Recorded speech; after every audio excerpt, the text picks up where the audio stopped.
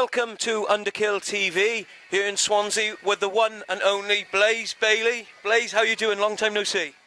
I'm doing very well, thank you. It's a great pleasure to be here on Underkill TV. And how's the last sort of 12 months been? I think the last time we actually chatted was Hard Rock Hell a couple of years ago, but I mean, you've been really busy. Yeah, I've managed to keep going. I've got a new album and a DVD, and it's Soundtracks of My Life.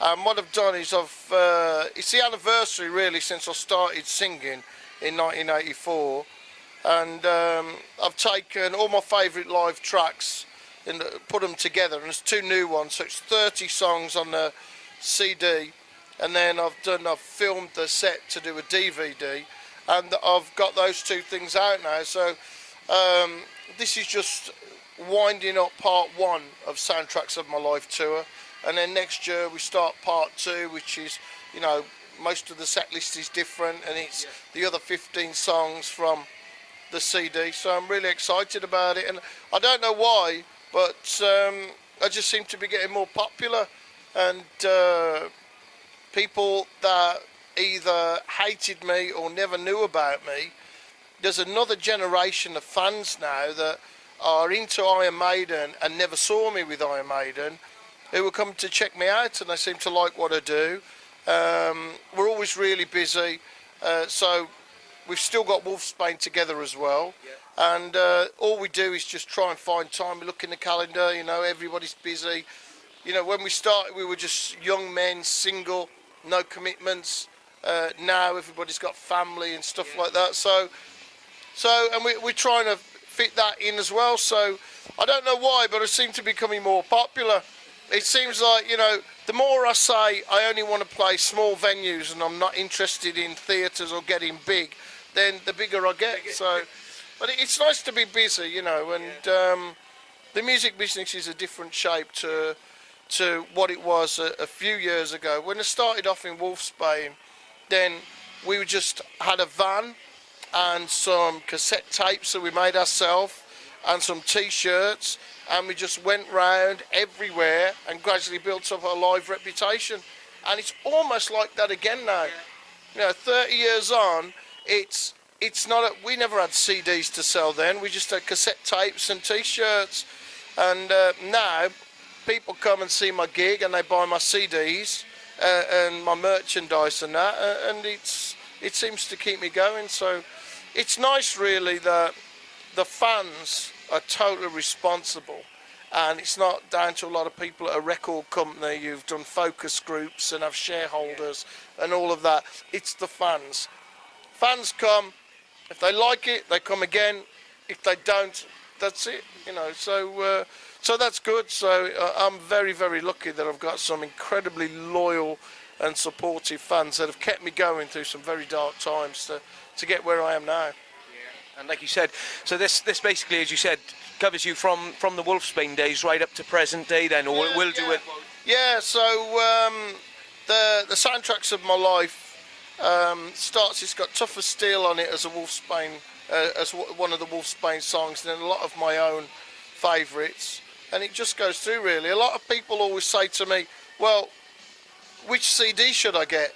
And it's always difficult because I like them all. So now it's easy. I go, well, start with this one. It's got a bit of everything. And and people have asked me for a DVD for a while. I've got a DVD doing an arena in Poland, and I've got one doing a theatre, Z7 in Switzerland. And this DVD, Live in Prague, is, you know, the gig that I do the most, which is a small club gig to between 100 and 300 people. It's where I do most, that's most of the gigs I play. And I hadn't got anything like that. So I really wanted something that was close up and very, very personal.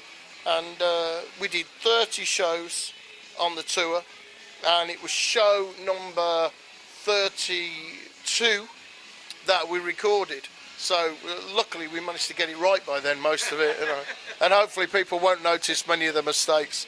So that's doing really well as well. So I'm very lucky. And also you've reissued now Silica Messiah, your first solo album. You've reissued that now. It's after Iron Maiden, then the first thing I did was called Silica Messiah, and it's got some of the ideas that I was hoping to work on a third album with Iron Maiden are there. Stare at the Sun and Identity and Ghost in the Machine are ideas that I was hoping to work with Steve Harris, The Brave as well. They're ones I was hoping to work with Steve Harris and Dave Murray and Yannick Gers, but of course that didn't happen. So it's interesting from that point of view, and the amazing thing is I managed to get a whole band together and write the songs and finish it all off. And so a lot of people have asked for it, so vinyl seems to be coming back in popularity. People love to collect it, so we're doing a limited edition vinyl, and we're doing we've got the old songs back, and it's the Brazilian.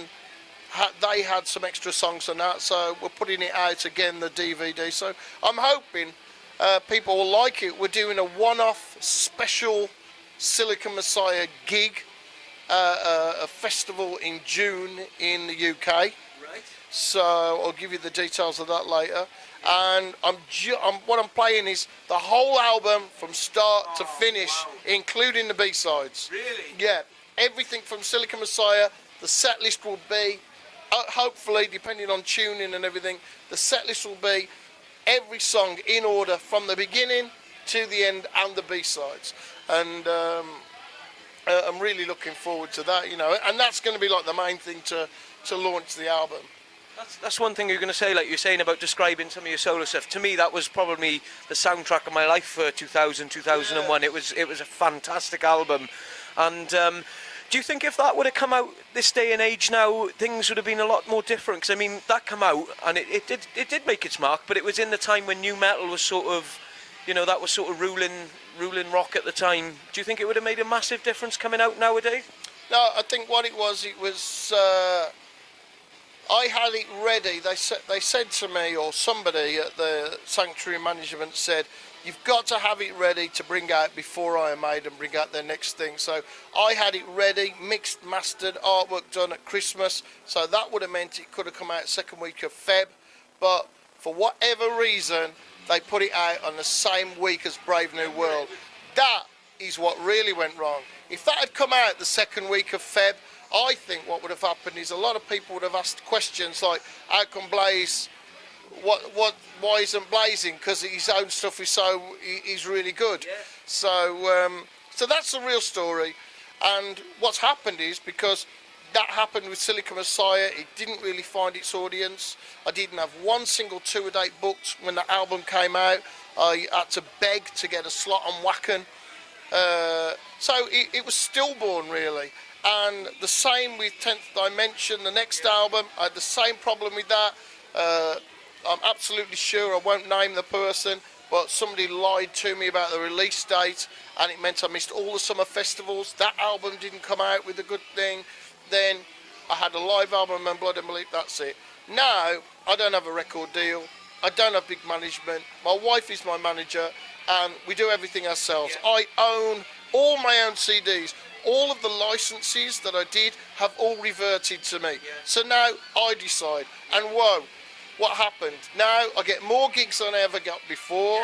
Yeah. Now I play to more fans in more countries than I ever did when I had big management. So something doesn't make sense, does it? So yeah, the only thing that I feel is that now, because I own that, and it comes out when somebody spends that £10 or whatever it is on buying that CD and they take it home, I'm absolutely proud of it, and I know that they're going to enjoy it if they've never heard it before.